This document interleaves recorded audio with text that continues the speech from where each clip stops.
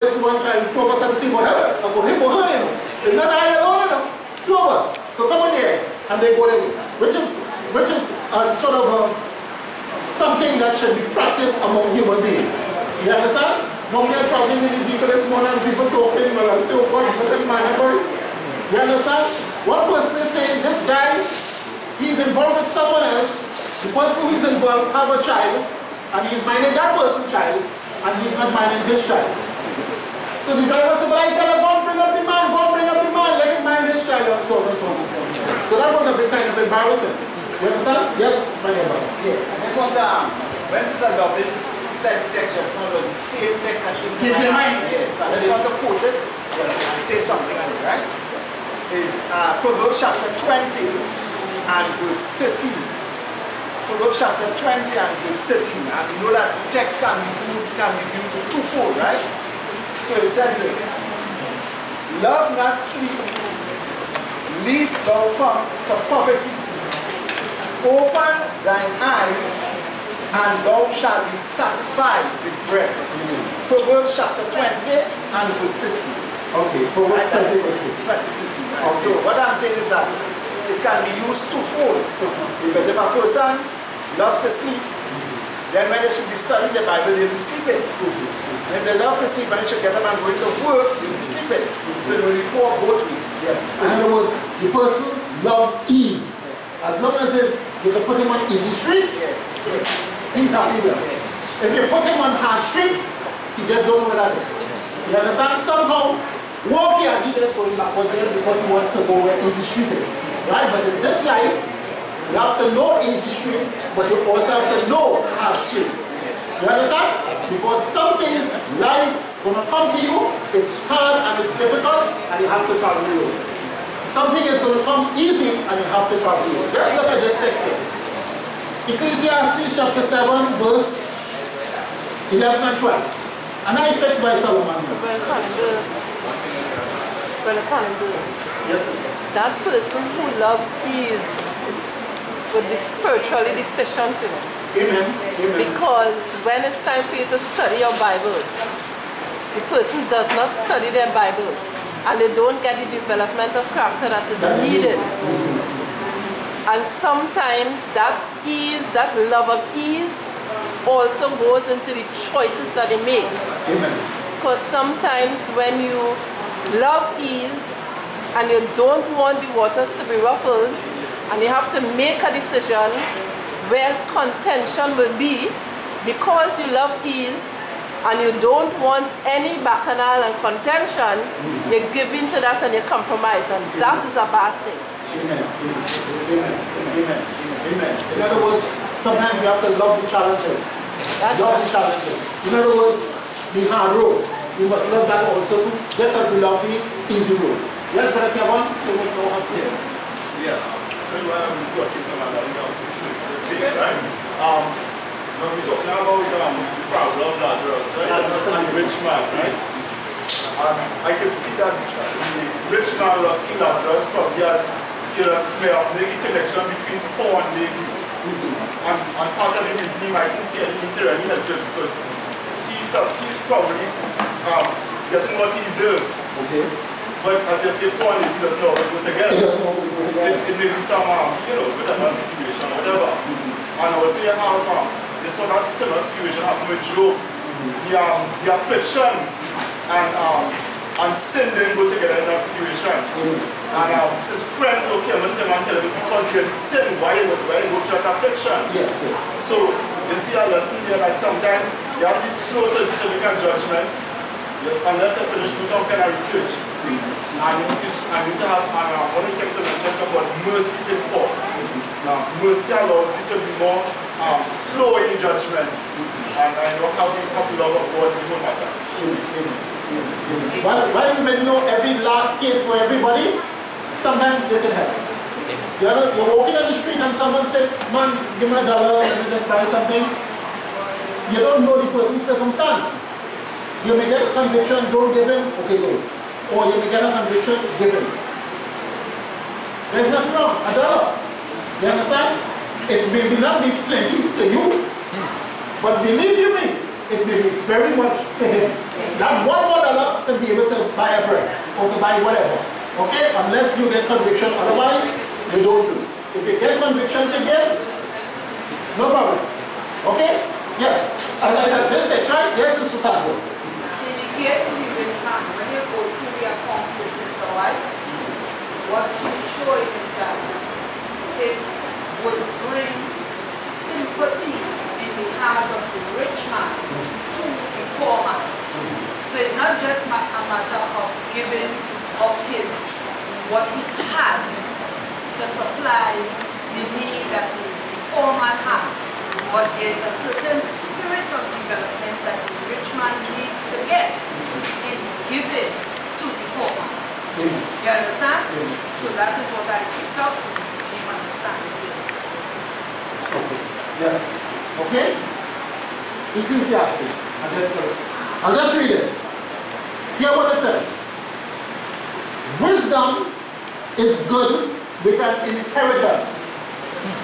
So if you have wisdom, and your grandmother, grandfather, mother, father, aunt, uncle leave something for you to inherit, well, that is nice.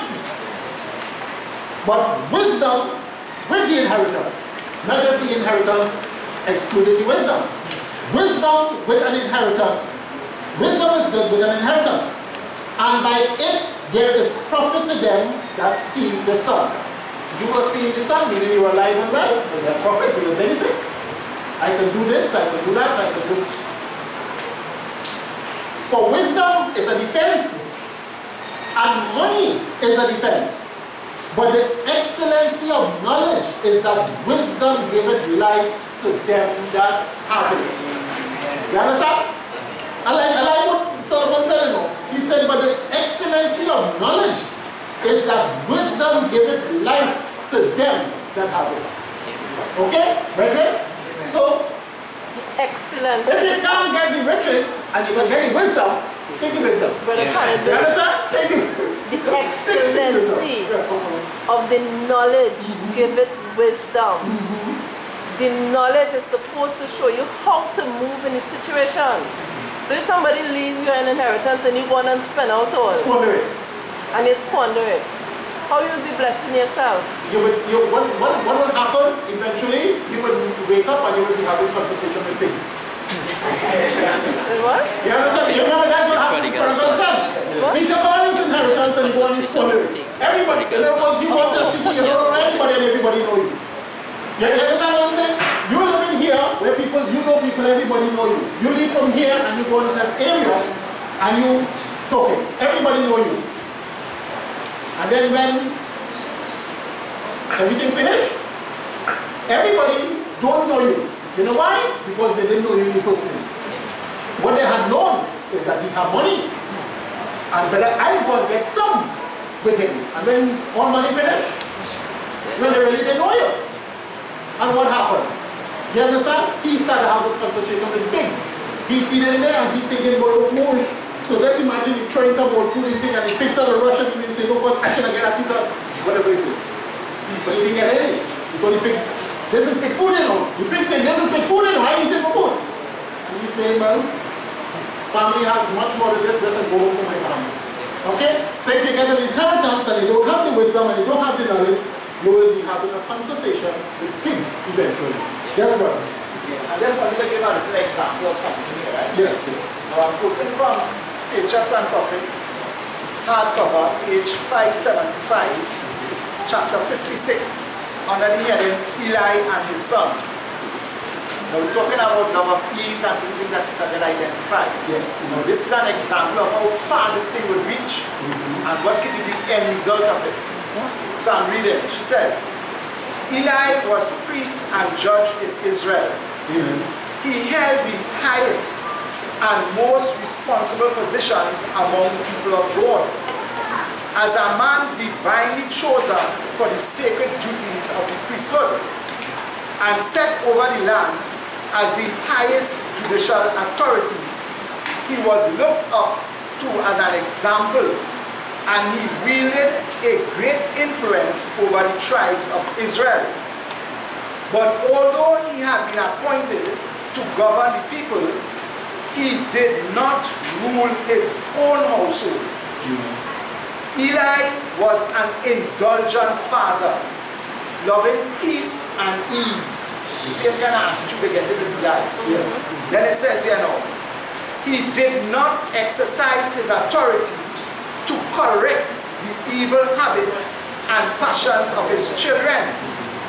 Rather than contend with them or punish them, he would submit to their will and give them their own way. Now look at this kind of thing you see here. It says, instead of regarding the education of his sons as one of the most important of his responsibilities, he treated the matter as of little consequence. The priest and judge of Israel had not been left in darkness as to the duty of restraining and governing the children that God had given to his care. But Eli shrank from his duty because it involved crossing the will of his sons and would make it necessary to punish and deny them. Without weighing the terrible consequences that would follow his course, he indulged his children in whatever they desired and neglected the work of fitting them for the service of God and the duties of life. Last little part she says, but Eli allowed his children to control him. The father became subject to the children. And we see that kind of parenting where it is going to end up. Because we know that according to the Bible, God says, I will do a thing in Israel, that every ear that hear shall tingle. Because Eli made his sons vile and he knew about it and did nothing about it. So God said, when he put in retribution the whole household, Eli and the sons. And so we know they die and so on. So the point about it is this. We as the people of God, this is attitude that some of us may have, you have to give up that. You know you have to get up and study your Bible, get up and study your Bible. You know you have to do certain things, do it.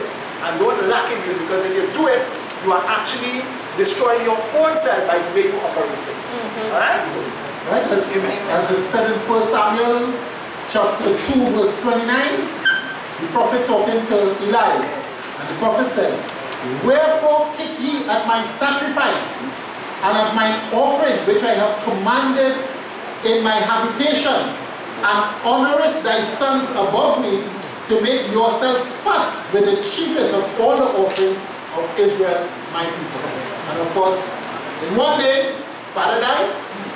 In one day, children died. Father died. And daughter-in-law died. In one day, because the sons get slain on the battlefield.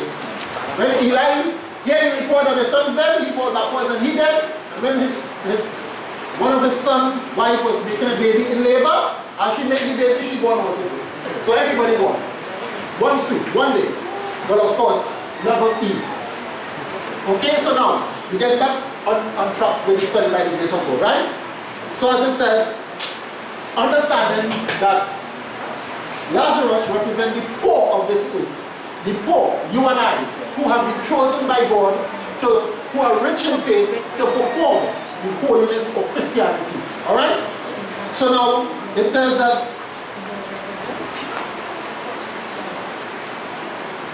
while Lazarus was there, he designed to be, he was mixed with the sores of the dogs, and he was designed bread from the rich man's table. And then it says, in verse 22, and it came to pass that the beggar died and was carried in Abraham's bosom. The rich man died also and was buried. Now, this question is, when will people be carried by angels? When will people be carried by angels? The question is, when Christ comes the second time. Okay? So, now, remember when we read in the parable, or when we read in the scriptures, there may be gaps in the events of the scriptures. Okay? And when I say gaps in the events of the scripture, I will just speak it this morning with someone. It says,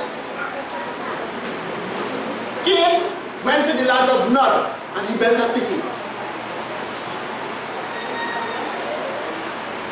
And someone will sit down and they will think, Cain went to the land of Nod and he built a city? You mean one man built a city? It didn't say how long it took to build the city. It didn't say everything immediately he built the city. It didn't say if he was the engineer and the architect or the overseer of the city and how other people working. It didn't say anything. All it says that Cain built a city. And people conclude from that something has to be wrong with the Bible. You understand what I'm saying? Just from that text, something has to be wrong with the Bible. Because how one man alone can build a city. And if the scripture even say one man built the city, he is responsible for the city. Right? Whether he was the foreman, the charge hand, the supervisor, the engineer, the architect, the QC, whatever. City was there. And he married a wife. It didn't say whether he be the woman there, or whether the woman come and meet him, whether he was there 5 years lonely by himself and then the woman. It didn't say anything. All it says, he married a wife. And so you don't conclude from when the scripture is speaking, that may immediately happen. Sometimes they have gaps in events that take place. Alright? And as I said, Adam lived for 930 years. If you were to get, commonly as I say, a ball-by-ball commentary, almost so we still in Genesis chapter 1. Reading what happened to Adam on a moment-by-moment basis. We haven't reached the Exodus yet. And then when you reach to the life of Jacob, you're reading every single thing. Because we read every single thing. So there are gaps in events. Now you will put in the sentences, right, by the grace of God. So don't let unconverted minds try to tie you up with the scripture of truth what you were supposed to believe. Okay, brethren? Okay. So now it says, he was carried by angels. The question is, when will he be carried by angels? Will he be carried by angels immediately after he died? No, the scripture identified that when someone died, they are buried. They go to the grave. The scripture identified when people will be carried by angels. And the scripture identified that people will be carried by angels when Christ comes the second time. Matthew chapter 24, verse 30 and verse 31. Matthew chapter 24, verse 30 and verse 31. It shows that people are going to be carried by angels when Christ comes the second time. Matthew chapter 24, verse 30 and verse 31. Okay? And Christ is speaking on his Olivet discourse. He's speaking to his disciples and he's giving them a whole sort of account of what is going to take place. And he's saying this.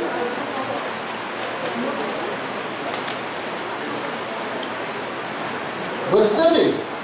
And then shall appear the sign of the Son of Man in heaven.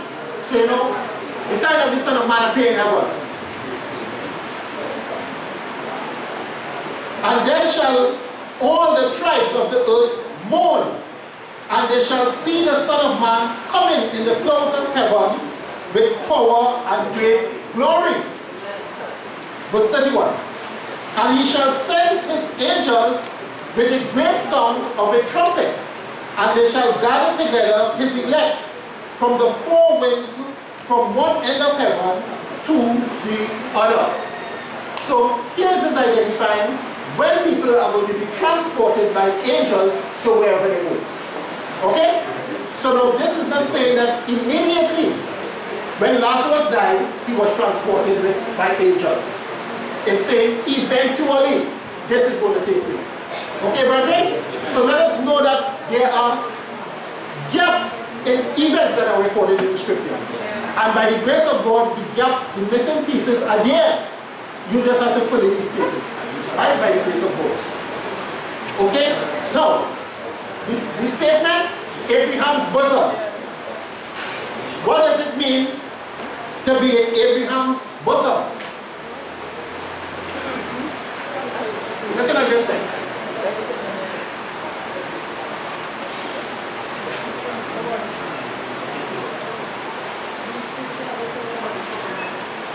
Galatians 3, 6 to 9, verse 14.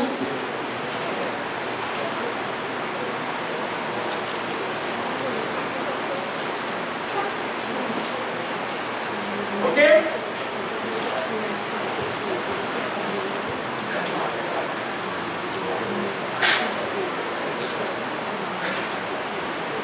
14, identifying Abraham's bosom is being confirmed as a child of Abraham. So Lazarus was taken to Abraham's bosom. To be Abraham's bosom, it just simply means to be confirmed as a child of Abraham. Okay, brethren? Amen? Okay, so we're looking at this text. Galatians 3, verse 6 to 9, verse 14 and verse 29. And we're also looking at Romans chapter 4, 11 to verse 13. Okay? Galatians 6.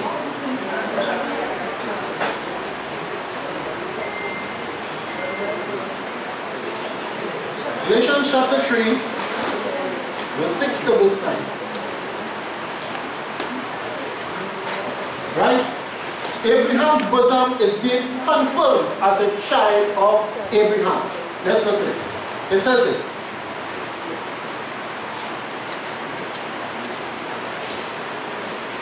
Even as Abraham believed God, and it was accounted to him for righteousness.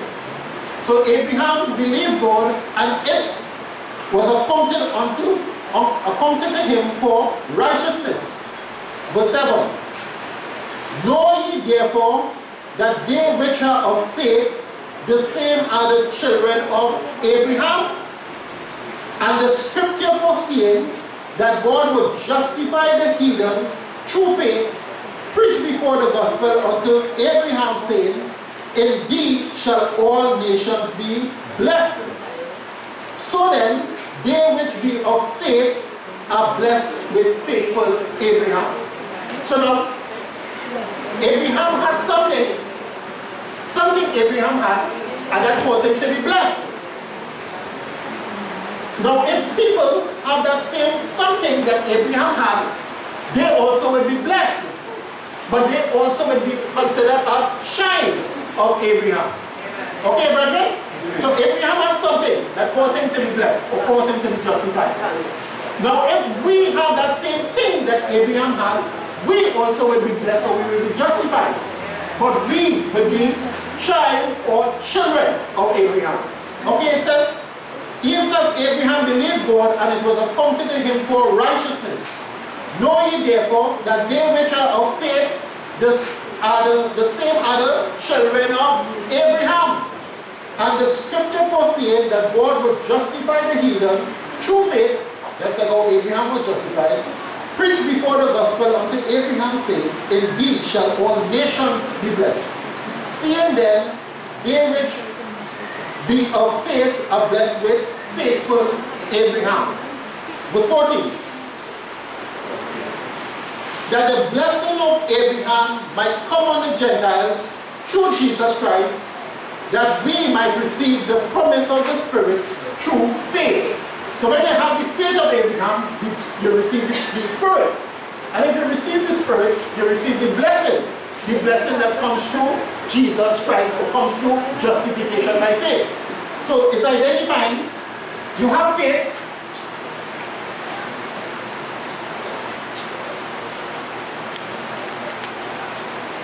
you have faith, and as a result you have a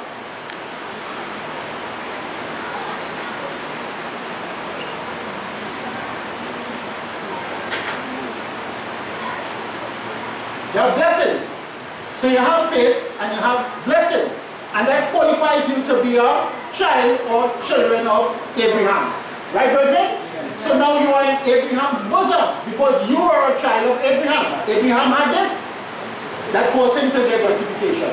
That caused him to get a blessing. You have this, which is the same thing that we have. You are a child of Abraham. You will get a blessing. You are in Abraham's bosom. Verse 29. Alright?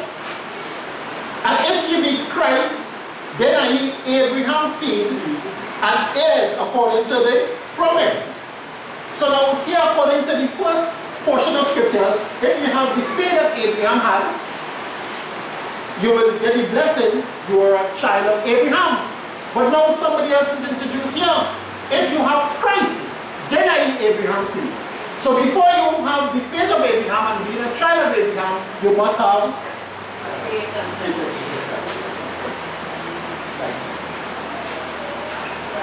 Okay?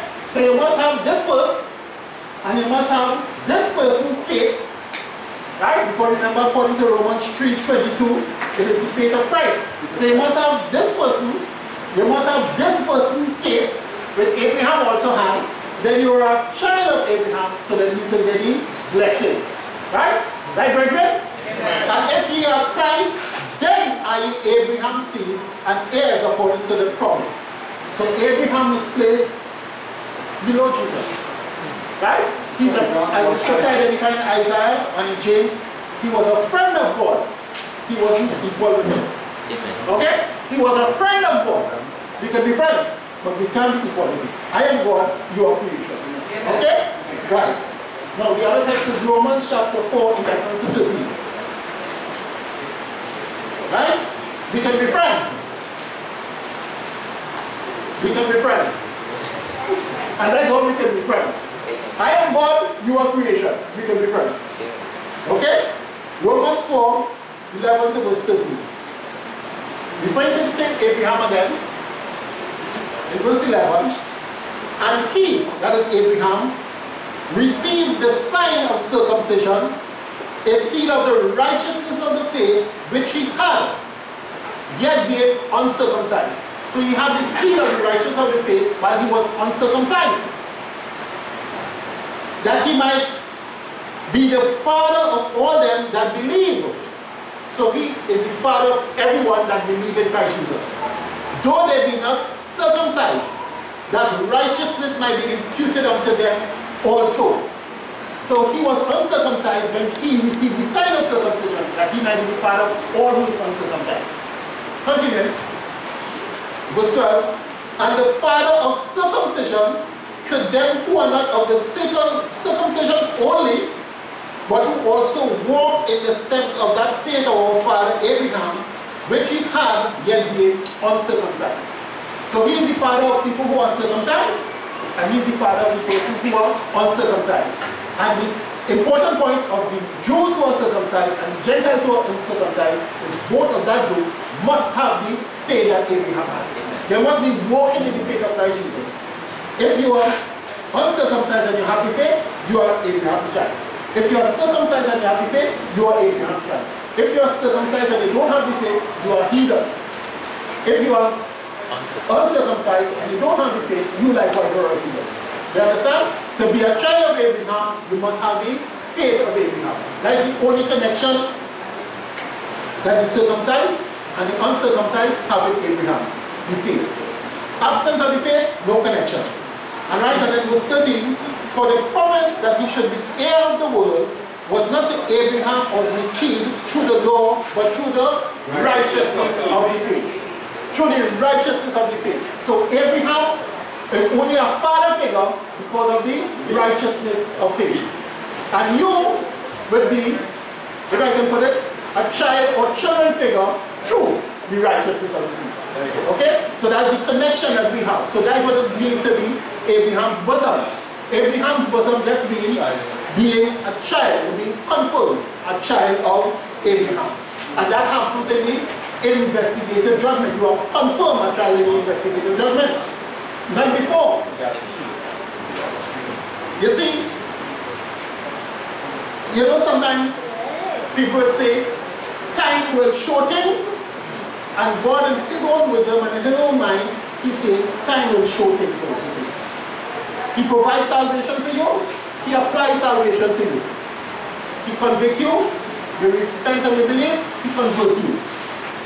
And by daily, persistent, okay, sometimes you may not always abide, but you get back on the road of holiness, or you get back on the ladder.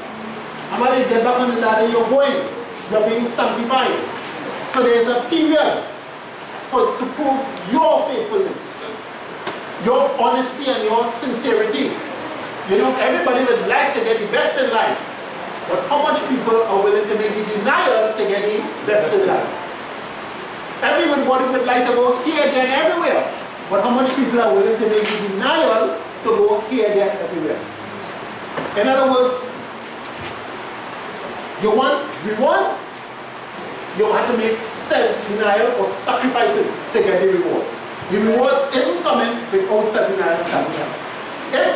that the rewards is going to come without self-denial and sacrifices, probably you are in the wrong religion. This one, Christian religion, you want the rewards, you have to want the sacrifices. If you don't want the sacrifices, automatically mean reward. They go hand in hand. Self-denial, self-sacrifices, reward. They must go hand in hand. In other words, anyone that will come after me, what the Christ says, let him deny himself. Take up his cross and follow me. You understand? I remember looking at something. This is a reality here. A video someone showed me. And you have 3 persons with crosses. 3 persons and they're toting a cross. And one person of the 3, he finds his cross is too heavy. So he's constantly chipping away his cross. So his cross is getting smaller, but he's genuine.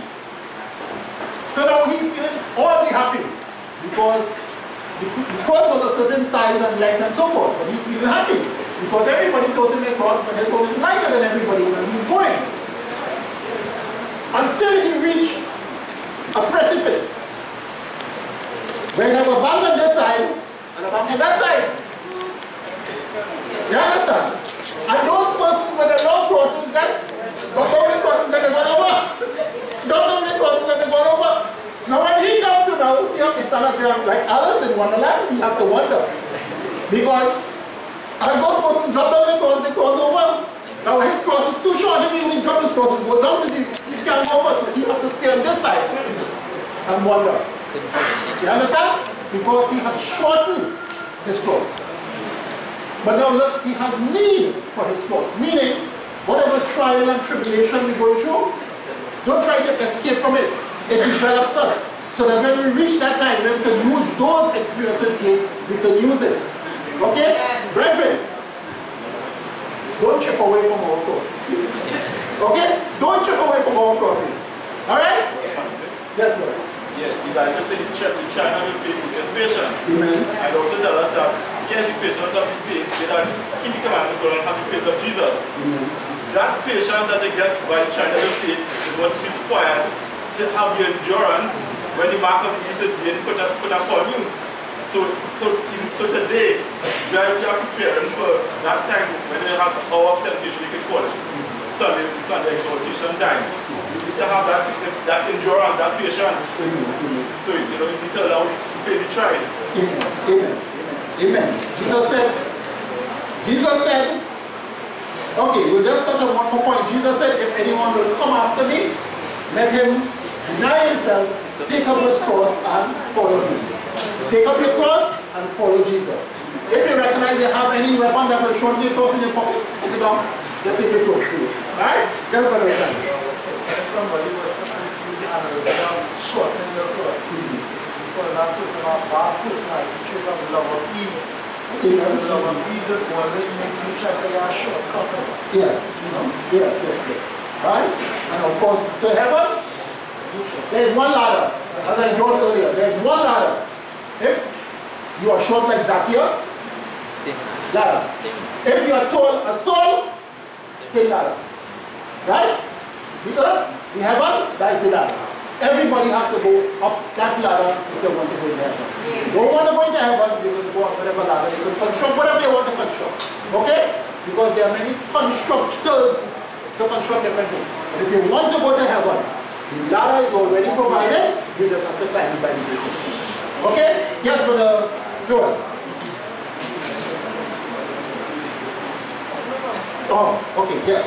So just one more thing, right? Before we close off here, this says that the rich man was buried.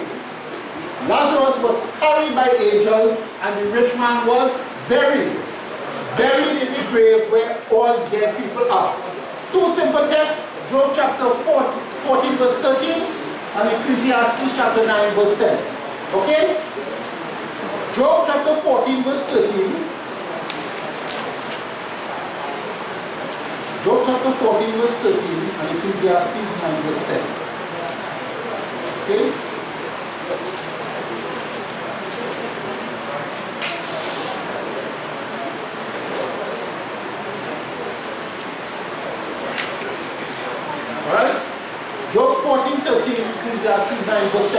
they said in the text, verse 22, Lazarus died and he was carried by angels, which is explained as, which will eventually happen in the resurrection.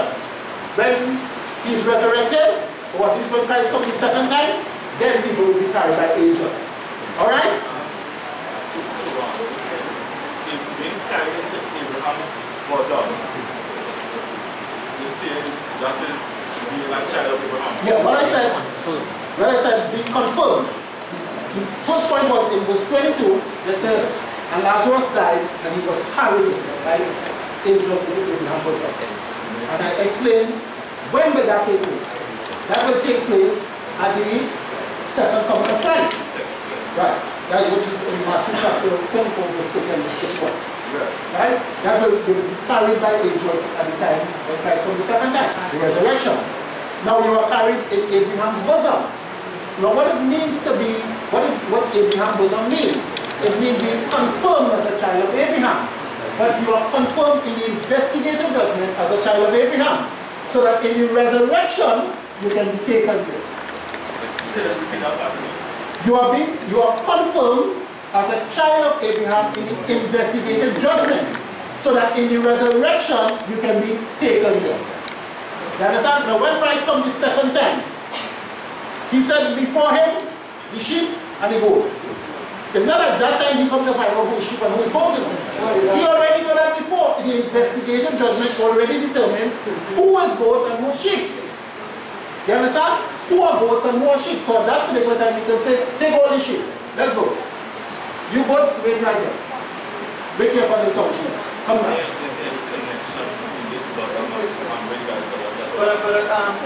You don't need to whisper, we want to hear you too.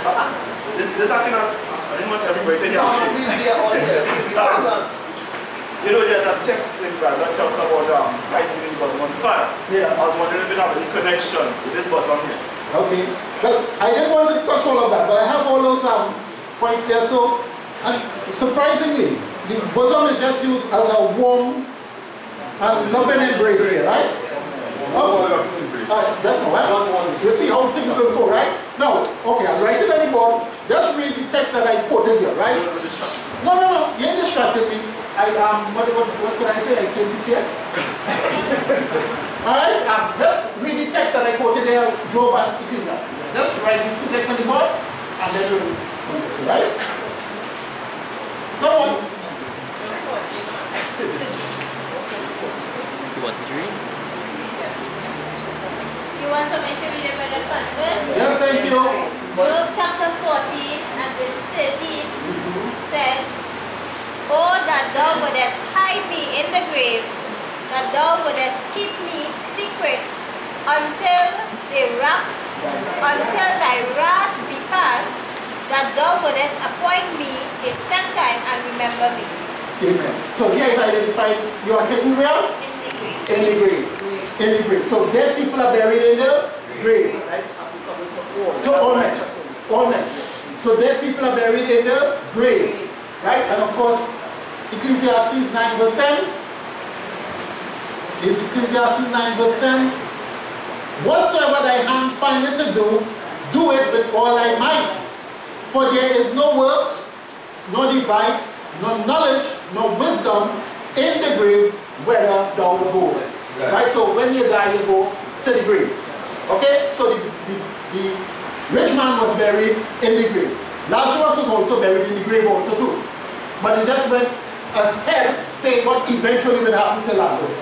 Alright? So it is not saying that when the both of them died, one went straight in Abraham's bosom and then went in the grave. No. It is saying the both of them went in the grave. But as it pertains to Lazarus, what eventually happened to Lazarus.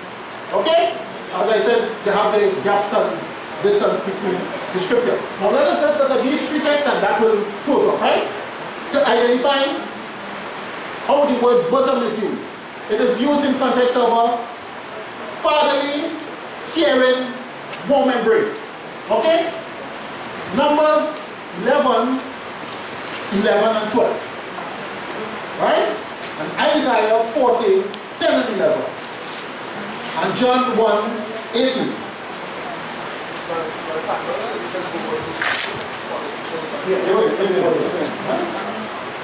There's no word. That is in relation to Christ.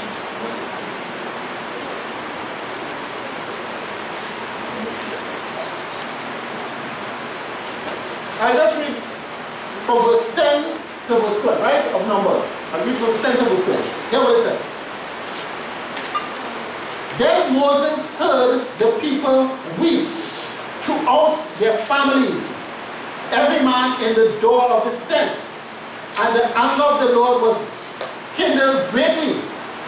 Moses also was so displeased. Moses also was displeased. Of course, the people crying for food. Very displeased. Verse 11. And Moses said unto Yahweh, wherefore hast thou afflicted thy servant? And wherefore have I not found favor in thy sight, that thou layest the burden of all this people upon me? Have I conceived all this people? Have I begotten them, that thou shouldest say unto me, carry them in thy bosom, as a nursing father bearing the suckling child, unto the land which thou swearest unto their fathers? So here when you read the text, I just read the verse 12. Have I conceived all these people? Have I begotten them, that thou shouldest say unto me, carry them in thy bosom, as a nursing father bearing the suckling child unto the land which thou swearest unto their fathers? So the idea again is this. This kind of loving, caring, family care over the child or the children. You understand? This care over the child. So the bosom identifies not just a place, it is not a place, generally it is here. And they will take up, if you will, of course, if you have one child or two children, but if you have more, that seems to be a problem. Okay? You will take them up and you will care them there. You know, sometimes some people, when you were small, we had puppies, and puppies go like children. You get a puppy or you get a kitten upon to what you like, and treat them very well. Rub his little head, whatever. Treat him well. Of course, it's like a father taking care of children. So bosom is used in this kind of care and comfort. This is mine. This context, a love and embrace. Right, brethren? Right, brother? Okay, next text. Isaiah 40. Isaiah 40, verse 10 and 11. Right?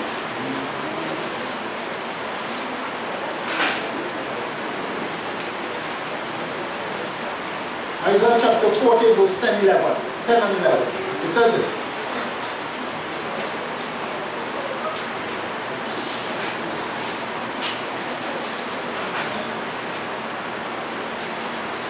Alright, verse 10 says, behold, Yahweh God will come with strong hand, and his arm shall rule for him.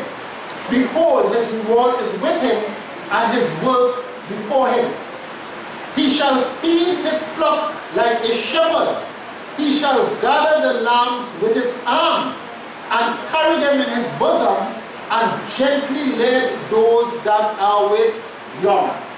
This again shows a caring, shepherding responsible towards the sheep. Right, okay? A caring shepherd responsible towards the sheep. You have young ones who they want to go the distance, but they can't go the distance. They have mothers, expected mothers, they want to go the distance, but they can't go the distance. I as a shepherd, or I am a shepherd, will take into consideration, we have some to go, and have some have to be carried. And I will take what else to carry, and carry them, and bear them. Yes, yeah, you told that strike my mind. You can see an example view of that when God was taking the children of Israel through the Red Sea. He would block the Egyptians, he would dry the ground, and he will give all of them enough time to cross over. Elderly ones, more slower ones, all of them will get an opportunity to cross safely to the other side. This is an example of that. Right, so you see the fatherly care. Right? The bosom attitude in God's relation towards them. The bosom attitude in the shepherd towards the sheep. The bosom attitude Moses towards his children. One more text, John chapter 1 verse 18. It's under them. Okay? John chapter 1 verse 18. And same idea again from this also too. Okay?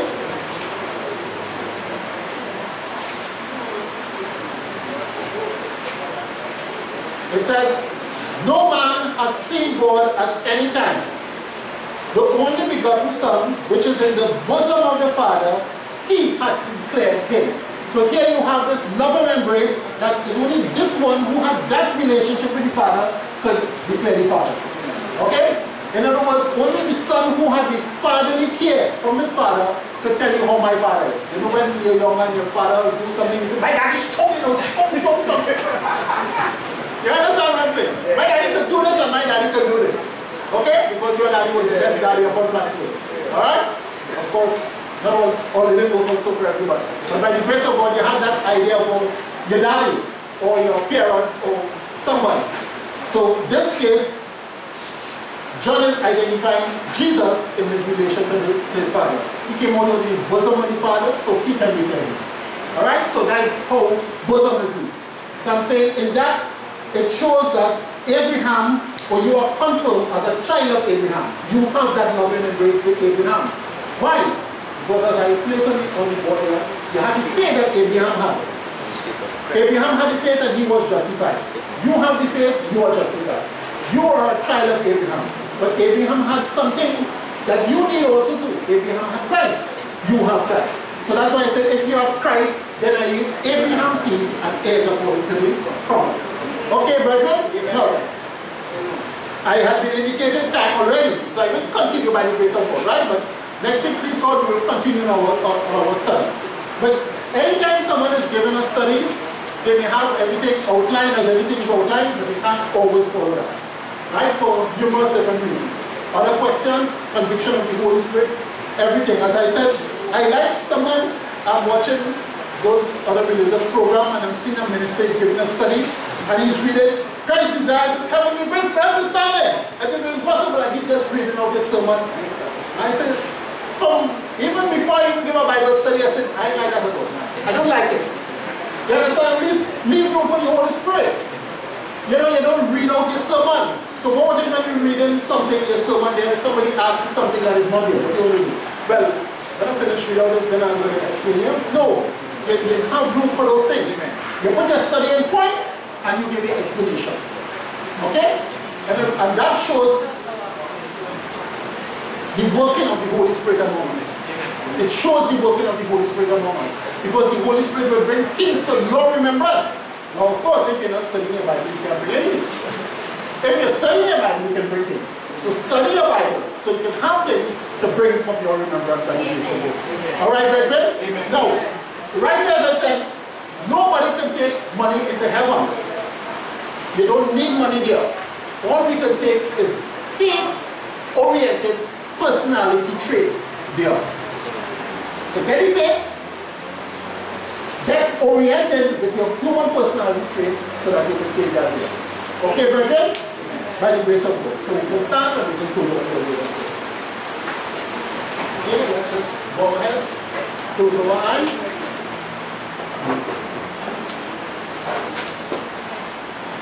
Dear Father and God in heaven, again we thank you, O Father, for this time and this privilege and this opportunity we have, O dear God, to go into the scripture truth, O dear Father, to see what thou hast contained there for us, O dear Father, that we can be better human beings upon the face of the earth, knowing that thou hast called us to holiness and thou hast provided everything that can make us holy and also maintain us in holiness, O dear Father. Let us be humble, let us be honest, let us be sincere, O dear Father, that we can benefit from this call that was granted unto us, so that we can have time, not as the rich man, to feast at his table on this side of eternity, but feast, O dear Father, with Abraham, with Isaac, with Jacob, and with all the prophets in the kingdom of God. This, let that be our aim and our objective, to no other name but in the name of Christ Jesus. I ask all these things, O Father. Amen. Amen.